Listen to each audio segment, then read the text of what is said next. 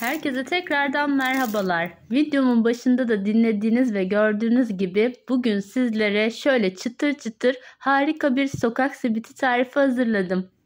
Tüm püf noktalarını ve detaylarını paylaşmış olduğum tarifime geçiyorum. İyi seyirler dilerim. Sokak simidi tarifimiz için öncelikle uygun bir kasenin içerisine 275 mililitre yani 1,5 su bardağından biraz daha fazla olacak şekilde ılık suyumu döküyorum. Ardından üzerine 5 gram toz maya, instant maya ilave ediyorum. Yani bir tam paket kullanmıyoruz, yarısını kullanacağız. Ardından 1 tatlı kaşığı şeker, 1 yemek kaşığı zeytinyağı ve yine 1 tatlı kaşığı olacak şekilde tuzumu ilave ediyorum. Ve bu malzemeleri öncesinde şöyle bir karıştırıyorum. Burada toplamda 4 su bardağı unum var. Kademeli olarak unumu yavaş yavaş ekliyorum. Hamurum yoğunlaşıp ağırlaşana kadar tahta kaşıkla karıştırıyorum. Sonrasında da elimle yoğurma işlemine devam edeceğim. Simit hamurumuz böyle poğaça hamuru gibi yumuşak bir hamur olmayacak.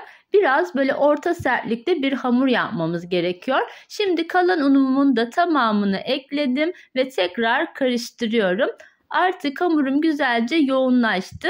Bu aşamada tahta kaşığı kenara bırakıyorum ve yoğurma işlemine elimle devam ediyorum.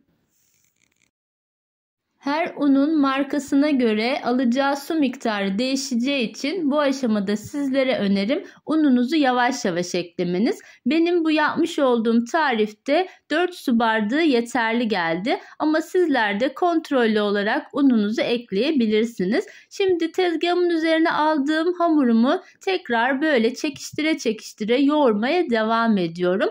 Homojen, özlü bir hamur olmasına dikkat edelim. Bu aşamada yoğurma işlemi önemli. Şöyle 5 dakika boyunca tezgahta yoğurmuş olduğum hamurumun kıvamı da bu şekilde olacak. Yani yumuşak poğaça hamuru değil, orta sertlikte bir hamur elde ediyoruz. Ve şimdi bunu bir kasenin içerisine alıp üzerine de bir örtü örterek 20 dakika boyunca tezgah üzerinde dinlendiriyorum. Şimdi de simitimizi bulamak için bir pekmezli karışım hazırlayacağız. Ben yarım çay bardağı pekmezin içerisine 1 çay bardağı su ekledim. Sizler simitte böyle pekmezin tatlı tadını seviyorsanız eğer su miktarını yarım çay bardağı olarak ekleyebilirsiniz. Pekmezin tatlılığı fazla gelmemesi için ben burada pekmezi 1 çay bardağı suyla açtım. Ve kenarda da bir dolu su bardağı kavrulmuş simitlik susamım var. Simit yaptığınızda mutlaka kavrulmuş susam kullanmanızı öneriyorum. Beyaz susamı kavurduğunuzda da oluyor ama aynı lezzeti yakalayamazsınız. Gördüğünüz gibi hamurum da kenarda 20 dakika boyunca dinlendi. Şimdi hamurumu tezgahımın üzerine alarak bezelere ayıracağım. Simit hamurumu tezgah üzerinde avuç içimde bu şekilde uzatarak uzun bir rulo haline getiriyorum ve sonrasında bir hamur kartıyla işaretleyerek 7 parçaya bölüyorum. Vermiş olduğum bu tarifte toplamda 7 tane simit yapabiliyorsunuz.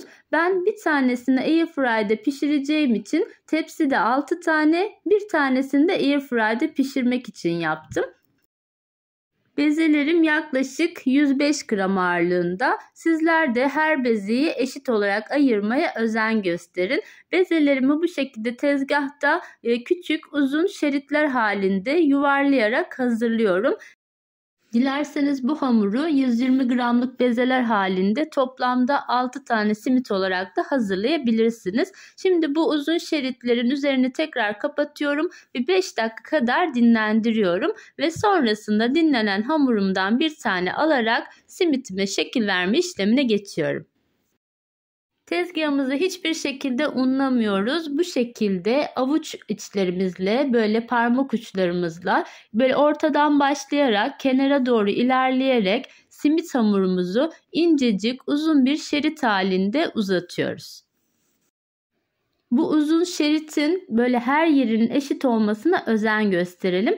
Bu yüzden genellikle böyle avuç içimi bastıra bastıra simit hamurumu uzatıyorum. Ve sonrasında her yeri eşit olduktan sonra da şeridimize U şekli vererek böyle kenar kısımları birbirinin üzerine getiriyoruz. Ve sonrasında her bir ucunu kenarına dolayarak simidimize son şeklini veriyoruz.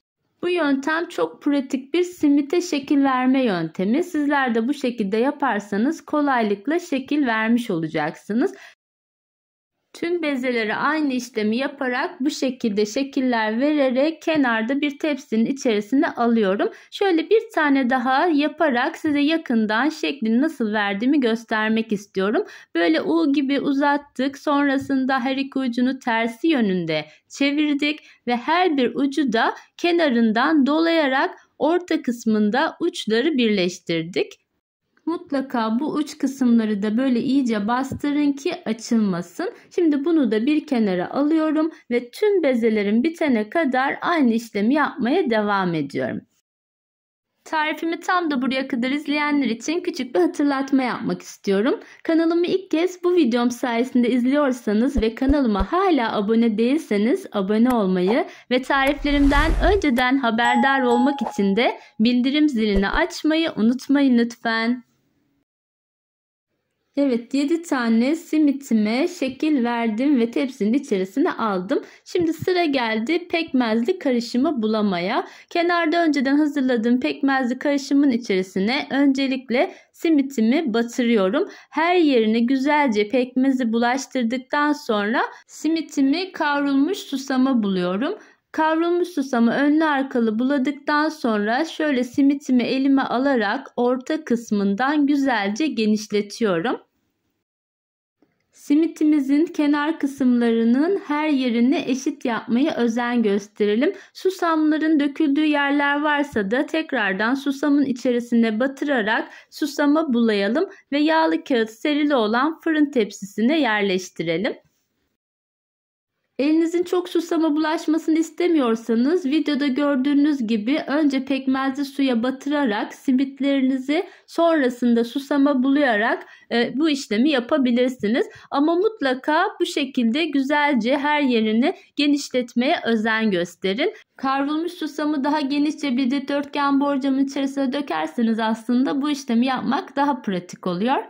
Ben yapmadım ama size de fikir olsun diye söylemek istedim. Şimdi gördüğünüz gibi simitlerimi yağlı kağıt serili olan tepsimin içerisine aldım. Tekrar şöyle orta kısımlarını genişletiyorum. Ben bir tepsinin içerisinde 6 tane simiti bir arada pişireceğim. Bir tanesini de söylediğim gibi Airfry'de pişireceğim. Şimdi de tepsi mayası yapmak üzere simitlerimi tezgah üzerinde üzeri örtülü olarak 20 dakika kadar dinlendiriyorum. Bunlar dinlenirken ben bir tane simidimi de Airfryer'in içerisinde nasıl pişirdiğimi göstermek istiyorum. Airfryer'ın bu tel sepetinin içerisine simitimi yerleştiriyorum. Herhangi bir yağlı kağıt kullanmamaya özen gösterin. 200 derecede 12 dakika olarak ayarladım ve çalıştırdım. Manuel ayarda pişirdim ama son 4 dakika kala artık simitim çok güzel pişmişti. Sizler biraz daha gevrek olmasını istiyorsanız 10 dakika yeterli ama bu kıvamda olsun istiyorsanız da toplamda 8 dakikada Airfryer'da manuel ayarda simitinizi pişirebiliyorsunuz. Vermiş olduğum tariflerde Airfryer'da da nasıl pişirilir diye bana sordukları için bu şekilde bir tanesini de pişirerek göstermek istedim. Philips Airfryer'da manuel ayarda 200 derecede ve toplamda 8 dakikada bu şekilde simitim çok güzel pişti. Şöyle yakından da size hem içinin dokusunu hem de çıtırtısını göstermek istiyorum. Evet, şimdi sıra geldi diğer simitlerimi pişirmeye. Bugün simitimizi buharlı olarak pişireceğiz ve bu yüzden böyle fırına dayanıklı bir kap içerisinde sıcak su koyup fırının alt kısmına yerleştiriyorum.